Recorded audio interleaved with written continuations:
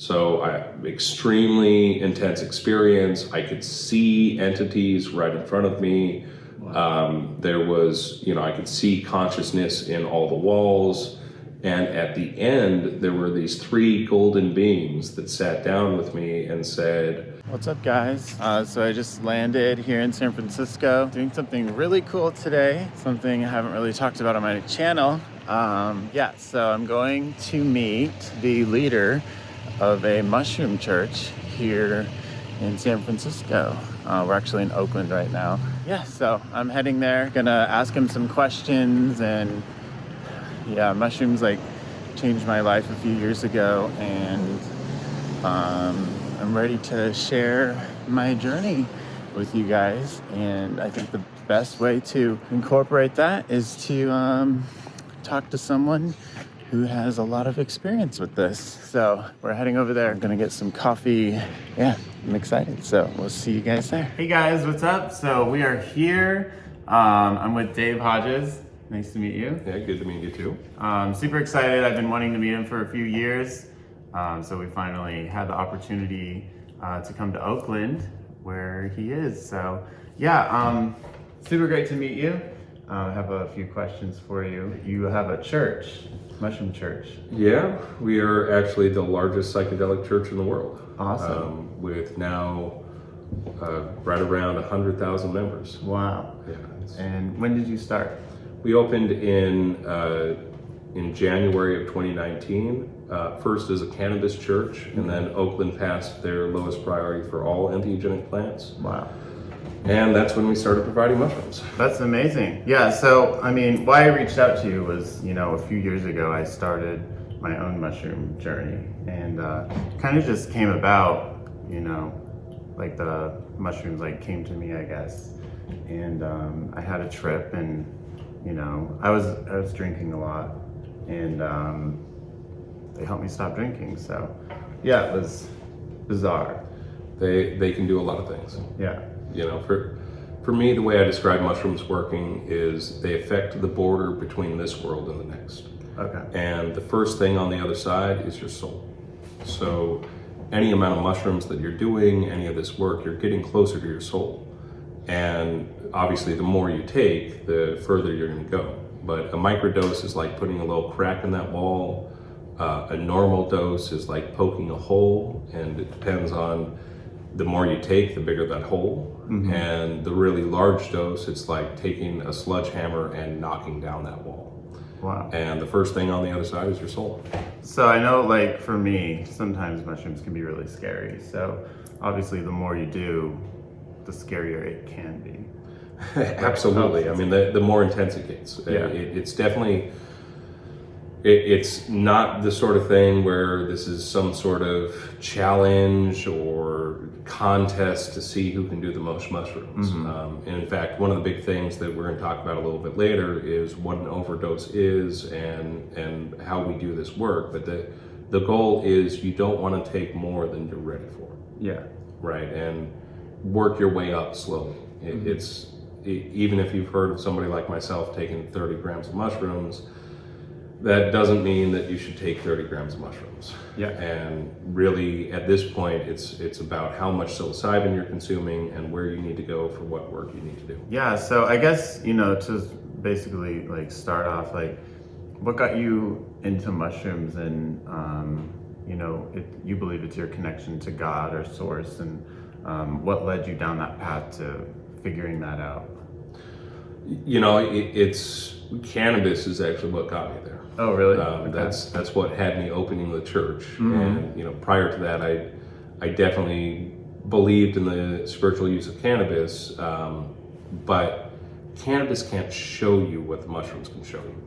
It's the way I describe cannabis working in a spiritual sense is it allows you access to your inner eye.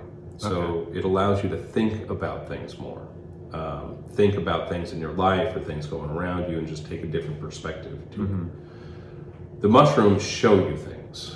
At these really high doses, you see entities right in front of you. You can touch and feel them as if they are really there with you. Wow. it's, when I talk about some of the experiences that I've had, they're experiences. It's not just like, oh, I thought this or I read in a book. It's, I was there and now I'm not there anymore, and this is what happened. That's wild. So I definitely want to hear, more about like the entities you've met. I haven't met any, and I did somewhat of a high trip compared to what a regular trip is. Yeah, you definitely reached a breakthrough from what you were describing. Yeah. One of my first mushroom trip, I had to crawl under the couch, and our couch was like in the kitchen. It was this long thing, so I saw the cabinets, and so it was like very three-dimensional, like lots of designs and everything. But then everything started morphing and changing, and then I did go to this like other completely different world, and it's very hard to describe. It's like, they're like bells and like this long rope. But the one thing you were sure is you weren't in your kitchen I was anymore. not in my kitchen. I was gone. I remember there's a few other details. I forgot what being human was. So I had no clue that I was me, ego death. Yeah, that is the definition of ego death. Yeah, and it was amazing. I actually felt like everything was perfect, like peaceful. And but then I came back, and I haven't been back since. I moved to Hawaii for a couple of years, so I haven't done much since then. Well, you also, from the sounds of it, you weren't expecting that's what was going to happen to you when you took No, this. I wasn't. Not at all. So that was my first like major trip. Before that, I did microdose a lot. When I would go out and like drink, I did have them, but I didn't know what a trip was. But then once I had that trip, it was like, oh, this is like amazing. I want to figure out what that place is.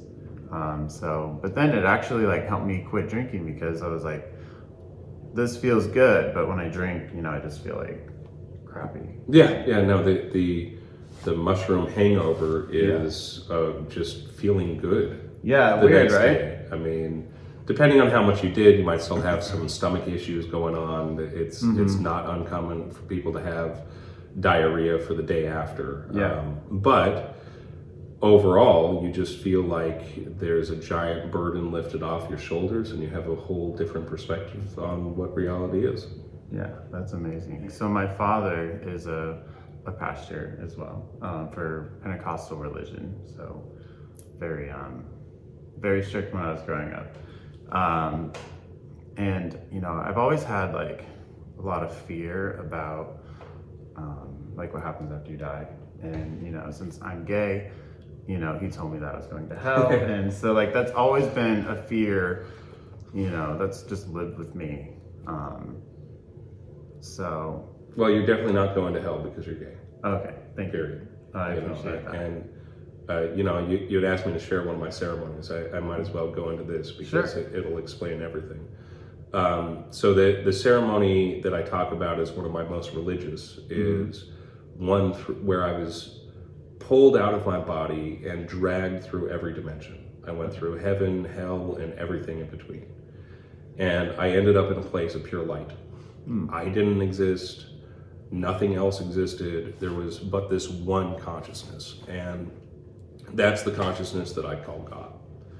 Now, what's interesting is when I describe this, there are many other people who have reached this place on different psychedelics. A lot of them on mushrooms, but I've heard stories on both acid and mescaline, as well as DMT. So, this is a place that exists that you can go.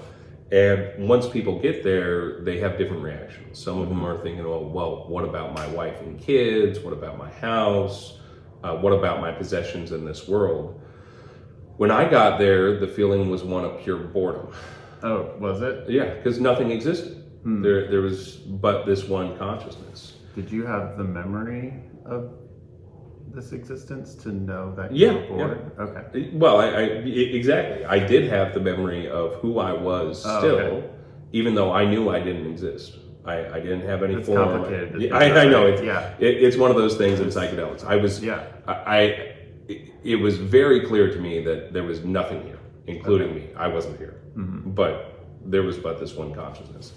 So that's that's when I got, or the feeling of boredom, that's when I experienced the Big Bang and the creation of space and time and all that exists. Wow. And got a very clear message. If you were God, what would you ask yourself? Mm-hmm. If you were the creator of everything, the knower of everything, the only thing you might not know is, what am I? Okay.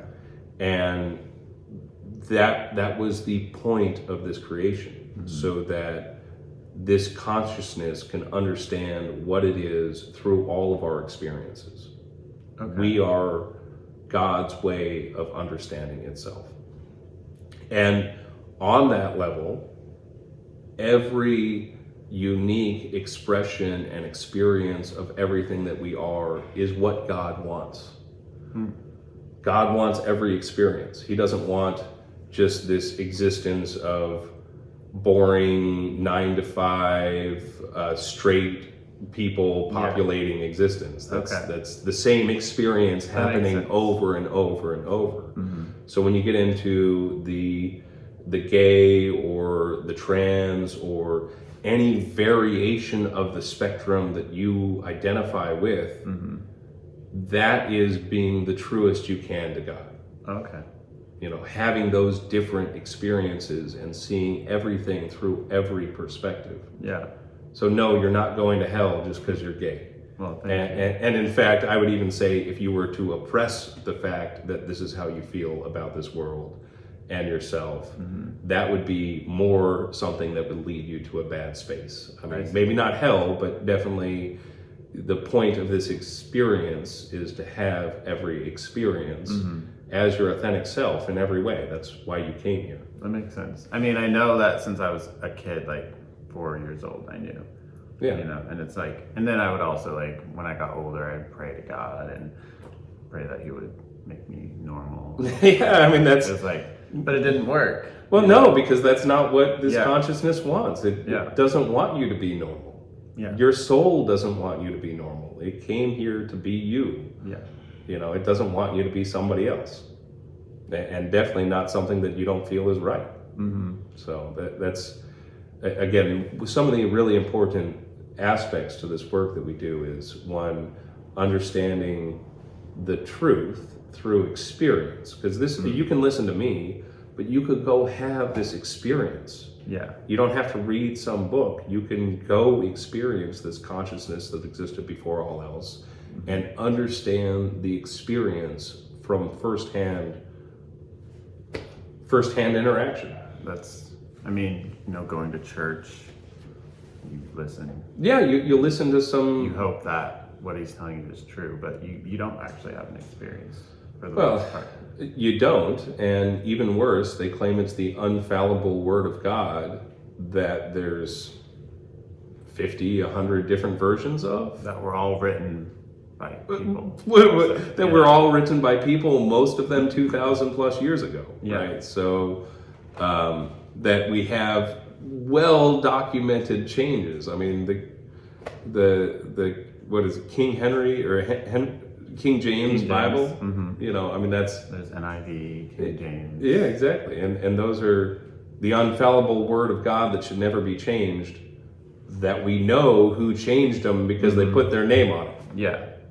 Right. So there's a lot of hypocrisy when it comes to that stuff. But I guarantee having the experience and understanding the truth yourself is a whole lot more healing, a lot more understanding, and far beyond anything that you could listen to me or read in a book. Yeah. Well, that makes me feel better. So getting into the experience, obviously, you can't prepare for this experience. You can do everything you can, but once you're in it, you're in it. And so what we're here at the house is like a ceremonial. What do you call a ceremonial? Ceremonies. Yeah. So this is a place where people can come to have the experience in a safe place. Yeah. So what we provide with the God Sitter's House is really just a safe place where you don't have to worry about your kids in the house or somebody answering the door. If the building catches fire, we do our best to get you out and make sure you're okay. If we hear you puke, we're going to go switch out the puke bowl. But it's sitters versus a guide. One of the things you asked me earlier is, well, so you're guiding people here. Your guide is your soul. Okay. Right? We just want to get you in touch with your soul in a safe, controlled environment where you feel free to be able to do this. And then I was also mentioning, we were talking about like darkness and silent. Yeah, silent darkness. Is that how you do it here, or is that up to them? Yeah, no, the silence and darkness are both the perfect start. We always do silence. Sometimes people will turn the lights on, that's fine. If you're seeing things with the lights on, it doesn't matter if they're on or off. Yeah. But the goal is to really, again, create this container where you're not getting distracted by anything. I see. You're hearing what your soul can tell you. And you will hear music, and you will hear instructions, you will hear conversations. I mean, people have full-blown conversations with their soul, which is one of the reasons we do the audio recording. So that if you are having this deep conversation with your soul, after you come out of it or a few days later, you can listen to it and have another perspective on all the stuff that you just learned. I haven't tried the silent darkness one yet, so that's definitely, I'm like... Yeah, well, you broke through at the level where silent darkness doesn't matter. Yeah. Right? It didn't matter if you were in silent darkness because your kitchen was another world. Yeah. So, that's why I say at a certain point, we let them turn the lights on. But the darkness really helps you get into these spaces and see what you need to be shown. I see. One of the other comments that people have, especially when they see the room that we have people in, is, well, why is there not a bunch of art on the wall? Super simple. The goal here is to give you a safe place where you can go in and interact with your soul. So we don't want anything to distract you from doing that. But just a clear path to the bathroom, and this is when you're actually doing the ceremonies, this is the space with you do them. That's awesome. And then, so these other rooms, do they get used, or is it just no? the They're one just room? storage. Okay. Storage and laundry. So it's just one person at a time. One person at a time. And once they're done, they come out and talk to us up here. This is beautiful. Yeah, it's a gorgeous space for sure. It's like, and you're like in nature and... Yeah, I mean, you don't feel like you're in Oakland. Yeah. No, this is great. You are. We don't want you getting lost in this painting, or at the right dosage, you can actually go inside something. So the last thing we want is for you accidentally to go in somewhere. Okay. Yeah. If you've been doing a bunch of this work and it's your intent to go inside of a painting of your ancestors, or even inside a photograph of somebody that's passed away, those are things that you can do. But you need to do those with intention. I see.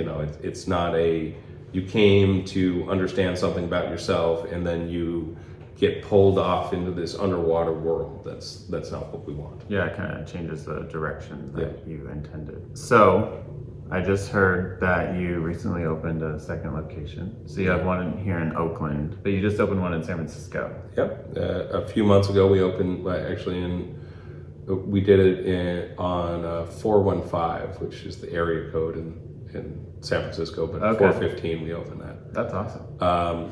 And it's only for existing members. You can't sign up in SF. You have to actually go and sign up physically in Oakland before we'll let you into SF. Okay. Which is a big limitation, but we're doing that because it's a new city and we want to just be as safe as we possibly can. Yeah. This is really not about how much mushrooms we can provide. It's about helping the people that are our members. So what happens at the churches, I guess, so in case it's not clear? Yeah, so prior to the pandemic, every Sunday at 4:20, I would do a sermon where everybody would gather together. And outside of that, it was a meeting space for members of the church. We also have a room that provides access to the sacrament.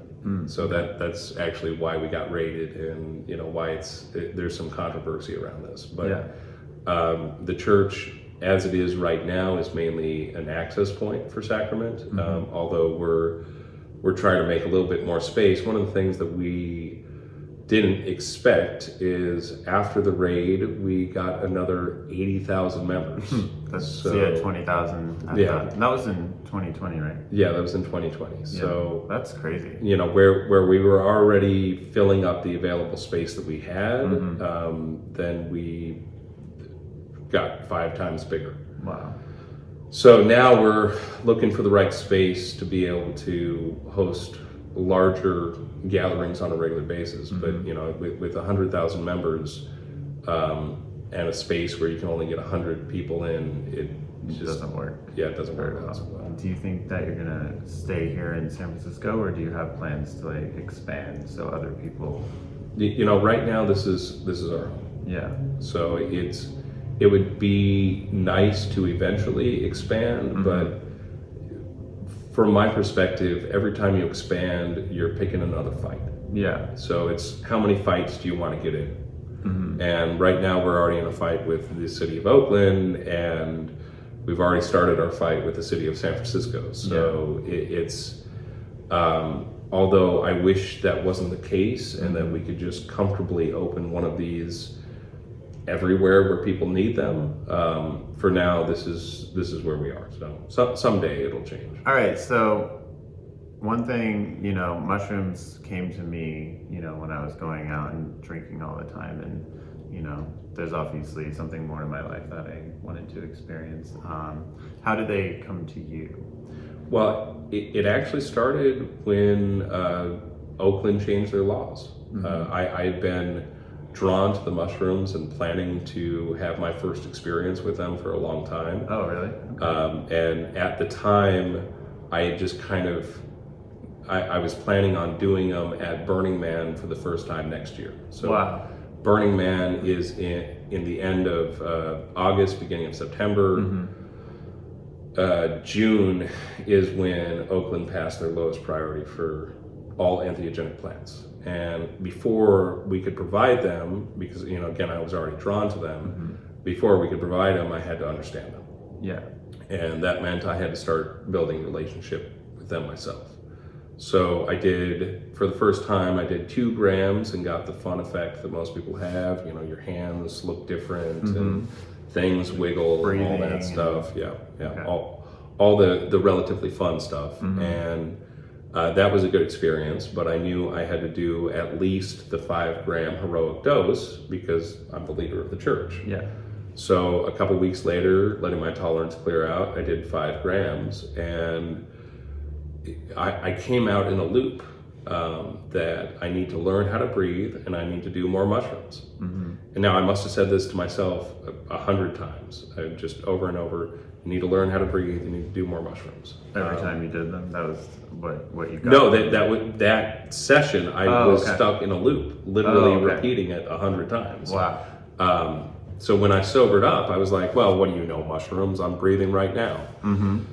But knowing that the lethal dose was somewhere around 5 pounds, I wasn't concerned about trying more mushrooms. So a couple weeks later, letting my tolerance clear out, I did 10 grams. And again, this is without any context of, you know, high dose work at the time, but I knew that's what I needed to do. Another really intense experience, but I came out in the same loop. You need to learn how to breathe and you need to do more mushrooms. And this time, you know, again, said it to myself 100 times over and over. This time when I sobered up, I decided to Google how to breathe. And if you Google how to breathe, you'll find a TED Talk and you'll find multiple doctors talking about how as a society, we've forgotten how to breathe. And what they're talking about is because we've been sitting down at desks and we're concerned about the size of our bellies, we've stopped breathing with our diaphragms and we're breathing with the upper halves of our body. And where the doctors are talking about this is now elderly are having breathing problems simply because their entire life they stopped using their diaphragms. And now their backs are going out and their diaphragms have atrophied and they're physically having breathing problems simply because they stopped using the muscle that they have to breathe with. And this is where things were really weird because I was one of those people. Oh, really? So how did I know that I didn't know how to breathe?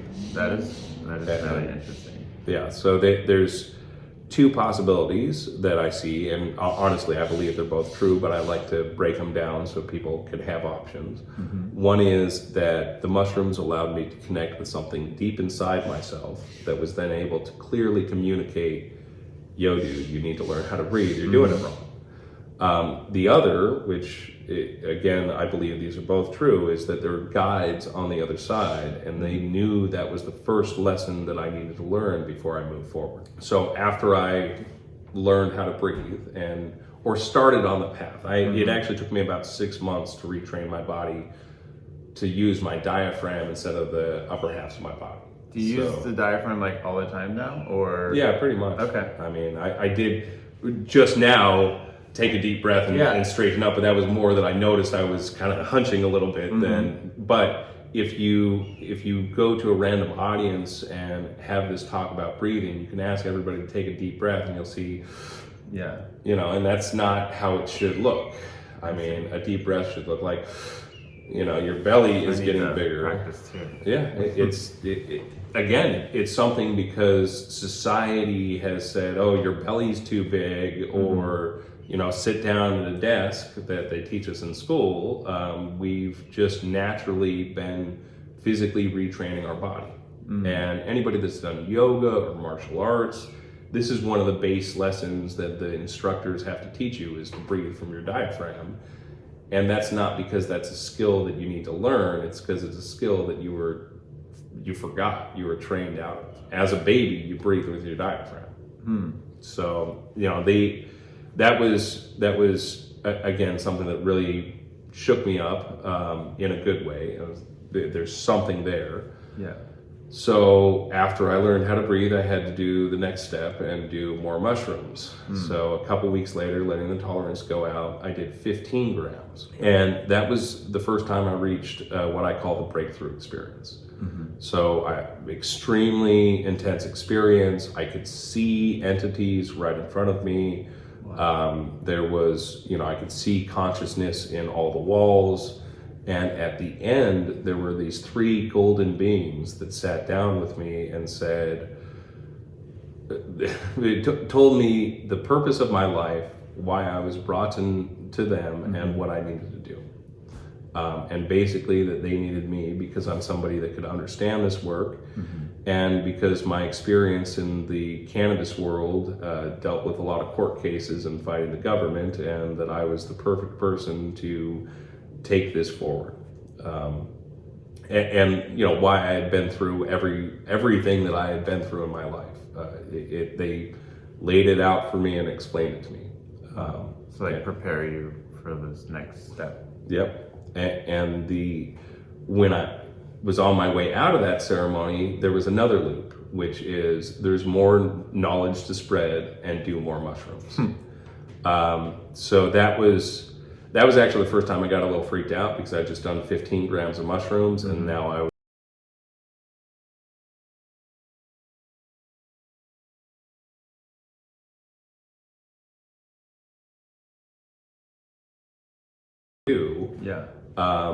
and I'm being told I got to do more. Was that trip scary, or was it profound? It was really profound. Okay. It wasn't terrifying. I mean, I've had a lot of terrifying trips. Yeah. But one of the things that you'll find out about this work is when you first start doing it, the mushrooms want you to like them, right? Yeah, so exactly. They're not going to necessarily show you the most terrifying stuff the first time you do them. That's how it worked for me as well. Yeah, I mean that's their MO. That's wild. That's how they like to do things. Well, they're conscious in a way. Yeah, right? well, again, to me, what they're doing is they're giving you.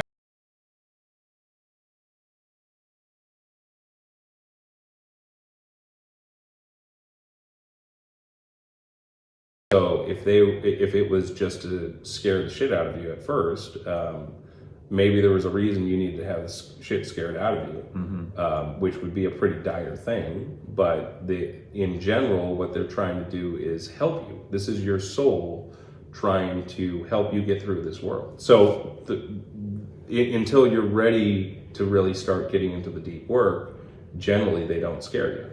I see. But the deep work is work.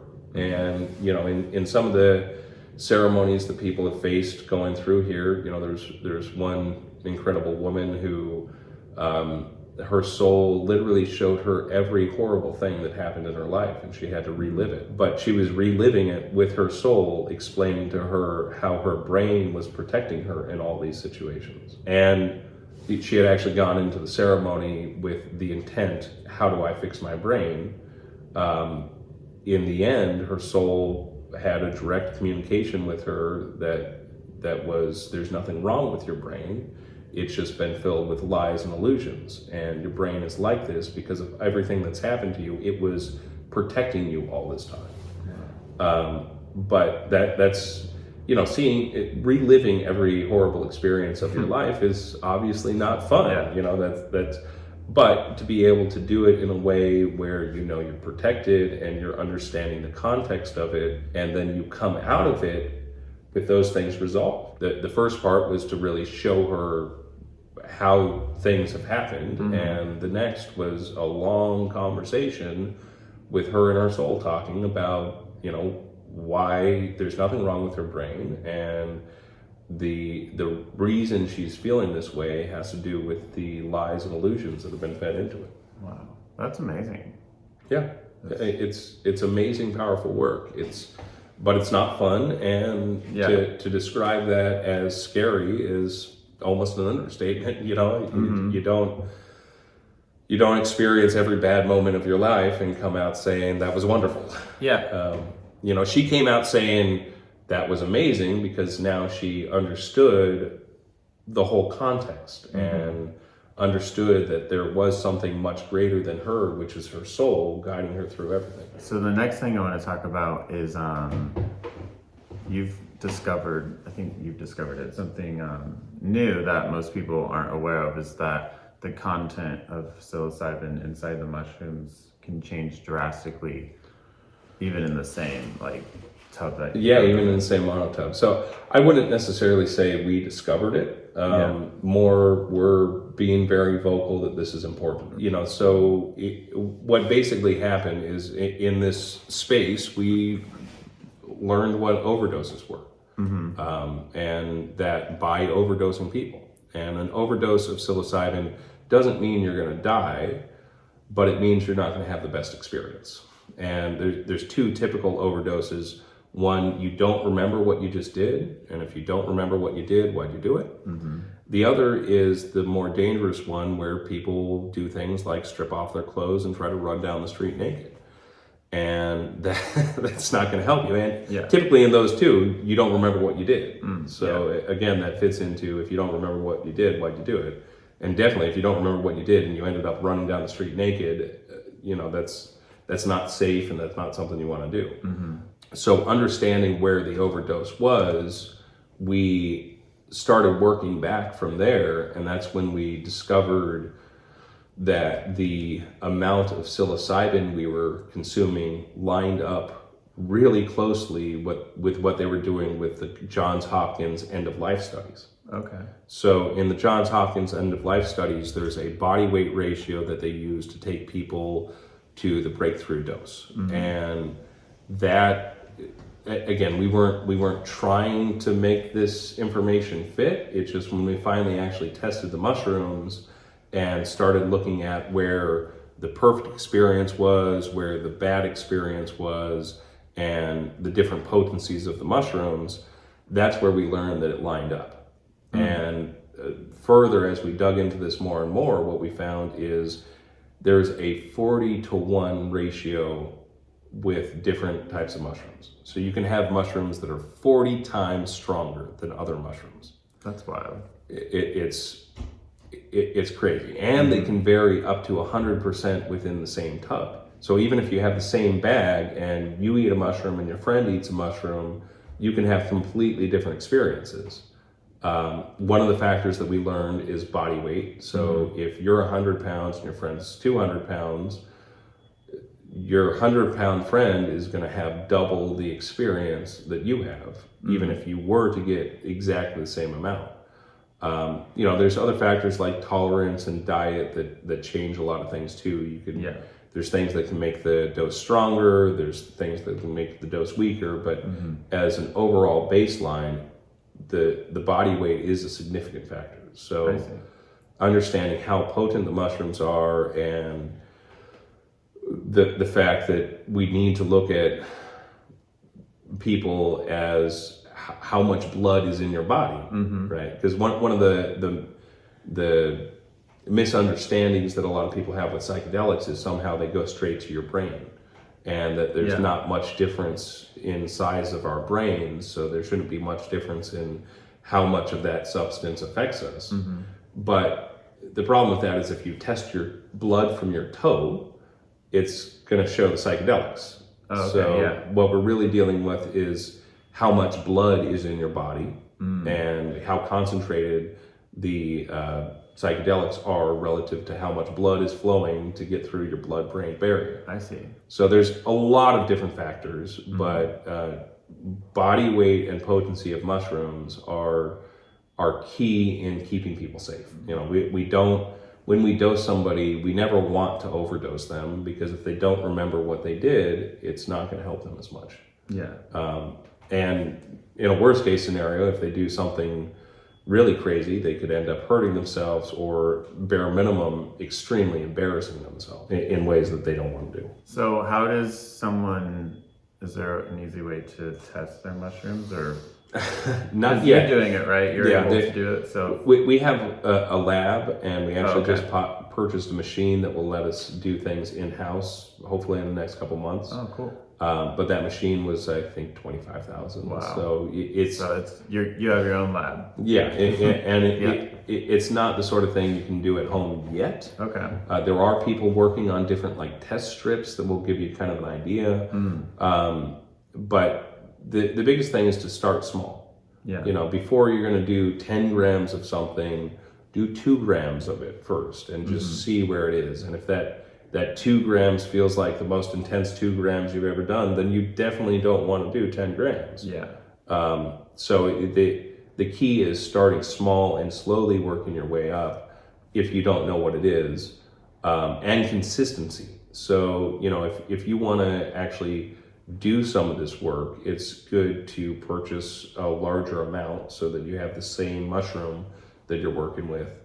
And if you really want to be consistent, grind it all together and keep it in an airtight container with one of those little silicone desiccant packets to get rid of the moisture. And if you do that, it'll last for years. Will it? Okay. But you really want that consistency, because regardless of whether it's 1 gram that you're doing or 10 grams that you're doing or anywhere in the middle, if you don't know how strong that is, you could not get to where you're wanting to go, or you could go way past where you think you are. And when you grind it, it just makes it even. Because of this variation between the batch. Grinding will homogenize it so that you have just consistent product that you can use. And then even without test results, although eventually you'll be able to send a little bit of that to a lab and get the number that you're really looking for. Okay. So, I was wondering how you could tell how much the whole bag had. So grinding it. We got to grind it, and that's one of the reasons we don't actually display test results on our mushrooms right now. We are working towards having pre-ground tested material that people can use to really go right where they want to go and know where they're going. But that's also why we've started a set of standards for edibles. So, in the cannabis world, you wouldn't consume a cannabis edible if you didn't know how much THC is in it. You don't know, is that 10 milligrams of THC, or is that 100 milligrams of THC, or is that 1,000 milligrams of THC? And depending on what it is, that determines how much you're going to eat. Same thing with the mushrooms. So what we're working towards is getting everybody that produces a chocolate bar or a gummy or any other sort of edible mushroom product, that they will list the micrograms of pure psilocybin in them. And hopefully all of our people who are producing stuff for us will be able to have that by the end of the year. That's awesome. Yeah. I definitely had experiences where it was like way stronger than I thought, and then way weaker than I thought. I'm like, oh, nothing happened. I just kind of just felt weird. Yeah. No, so. Once people who have used mushrooms enough hear that, they're like, oh, that explains everything. Yeah, exactly. That explains why, me and my girlfriend had a completely different experience. That explains why, that one time I got that batch of mushrooms that didn't do anything, and then that other time I got that batch of mushrooms that was like the most crazy thing I've ever experienced. Yeah. Right. So that's we're getting there, and this is really significant for psychedelics, because cannabis, you're just going to pass out. Yeah. But if you're trying to get work done with these, you need to remember what you did. If you don't remember what you did, it's not going to help you. Yeah. And in fact, in a worst case scenario, again, in the context you're talking to your soul, if your soul sits you down and says, hey dude, you got to fix this, and then you don't, it's not going to be so happy with you. Do you believe that like DMT takes you to a similar place that mushrooms take you to? Yeah, absolutely. And in fact, the two can combine in very careful ways. Yeah, very intense ways you got to be careful with. But so DMT and psilocin, which is what psilocybin breaks down into, they're basically the same. When you look at the molecule, the difference is that psilocin has a little tail that DMT doesn't. But they're really, really close to the same thing. And both in the tolerances affect each other. So if you have a tolerance to DMT, you're going to have a tolerance to mushrooms, and vice versa. And if you use the two together, what we found is you can have the DMT breakthrough experience for the length of the mushroom experience. That sounds interesting. It's interesting, and it's definitely something to be careful scary. with. Yeah, I mean, it's not something you want to do accidentally. Yeah, for sure.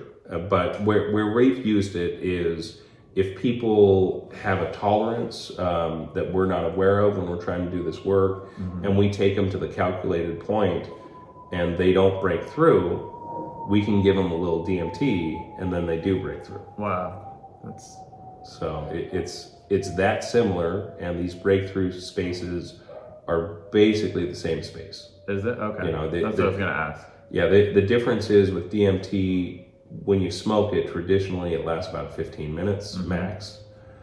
With the mushrooms, it'll be up to 3 to 4 hours.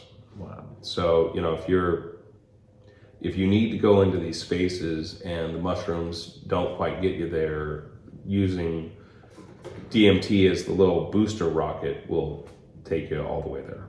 Wow. Yeah, I've been wanting to try DMT for a long time, and I feel like it comes to you when you're ready for it, or it's ready for you to experience it. So that's really cool. Well, the church just started providing it a couple days ago. Did it? No way. So that's really cool. Yeah. Yeah. So is anyone allowed to be a member? Yeah. How does that work? So to become a member of the church, we prefer that somebody refers you and brings you in. That's traditionally how we've always done it. We do have a way for you to apply for membership online. And for the most part, we let everybody in, but there's a questionnaire. And if you don't answer the questions right, then we aren't going to approve you. Yeah. I'll put your, website, Church of Ambrosia. Yeah. Ambrosia.church. Ambrosia.church. Yep. Okay. Yeah. So I'll put that in the description so you guys can learn more about his church and what he's doing. And mushrooms they changed your life. So they have completely flipped my life upside down in the best sort of way. Yeah. And our website, ambrosia.church, you'll find a lot of safety information, our dosage calculator, some potency results that we put out there. There's a lot of really good information about how to use mushrooms safely. Okay. We're about to start updating the DMT information, awesome. A lot of the things that apply to mushroom experiences apply to DMT. The difference is the DMT experience is a lot shorter. Yeah, I know. Like for me as well, I was kind of confused with my life, didn't know what I wanted to do, and these are like all I think about now. It's just like, well, again, it's access to your soul. Yeah. Right. So if there's something that can help you understand your life, why you came here, what your purpose is, what you need to get through, what you've been through. Yeah. Your soul exists outside of space and time. It has lived your entire life, both sides, past and future. It knows all the answers, and it is you. It loves you more than anything ever possibly could. Yeah. Because it put you into this space and time for a reason.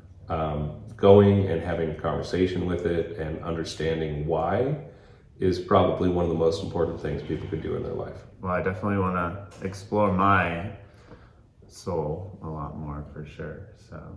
Yeah, well, I'm sure you have a good one, and I'd love to help you do that. Oh, thanks. Yeah. This has been awesome. I know we talked about AI earlier. We're not going to talk about it today, but maybe in a future video, I could come back and because you said you had some like interesting thoughts on that I'd love to. So we do a yearly event on Easter Sunday, and my last Easter Sunday event. You can find the video on our YouTube, which is, I believe, Church of Ambrosia on YouTube. Okay, yeah, I'll put the YouTube channel in there too. You'll enjoy it. I do really? talk about AI, and the potential's there. Yeah. So I'll leave it with that. But cool. There's definitely, we can have a whole conversation on that. Yeah, that'd be awesome. So, well, thank you so much. If you guys, are interested in having a ceremony and you don't have a safe place that you feel comfortable, this space is here for that. And yeah, I thank you for what you're doing. It's been awesome. Yeah, no problem. And, the most important thing about this space is really the information that comes out of it. We're really close to releasing a couple large guides of just how to do things the right way. Okay. But we already have a bunch on our website, and that's all been produced through the activities that have been happening over here. Yeah. Oh yeah, I guess I kind of just put it together that this space is also like teaching you a lot about Absolutely what to help other people have a safe place like at their own home. Yeah, because you don't necessarily need to go to a retreat or go to a foreign country or anything like that. You can easily do this work if you understand what you're doing and you have the right space to do it in. It definitely can't be a chaotic space where you got kids running around and a whole bunch of people making noise. Yeah. But you need somebody sober to be with you who just understands things can get weird, and the biggest thing they need to do is make sure that you're safe, but really give you your space to do the work. Yeah. And if you have that, and you know how much actual psilocybin you're consuming based on your body weight, these things can be really safe. And it doesn't have to be expensive. Awesome. It's the sort of thing where if you were to do it in a facility out in Oregon or even here, because of the staffing that we'd have to do and all those sort of things, I think the Oregon retreats go anywhere. They start around like 3,000 up to about 8,000. Oh wow! For a session, and the mushrooms are cheap. Yeah. And they grow all over the place. So you could potentially get this done for, really free. Yeah. People will give you these mushrooms. They're just so all over the place. But it definitely, if you went to the church to get your mushrooms, you're talking less than $100, and you're going to have everything you need.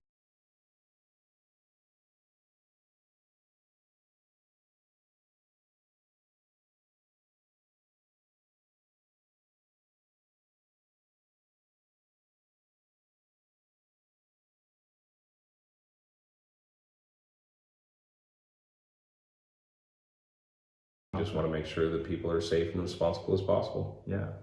Cool. Yeah. Be safe and responsible, and have someone there to help you. Yeah. Who's not on mushrooms. Sober, yeah. And knows that you're going to do these things beforehand. Yeah. One of the horror stories that I've heard that's important to point out is people are like, oh yeah, my roommate can be my sitter. And then they come home and like, oh, hey, by the way, I'm going to take a bunch of mushrooms right now, to somebody who has no idea what's about to happen. On. So this really needs to be planned out, and you want to prepare your space and prepare the person who's going to be there before just taking a bunch of mushrooms. Yeah, definitely. All right, well, thank you so much, and I look forward to trying DMT. Yeah. At some point, so for sure. All right, thank you. Yep, thank you. Appreciate it. Yep.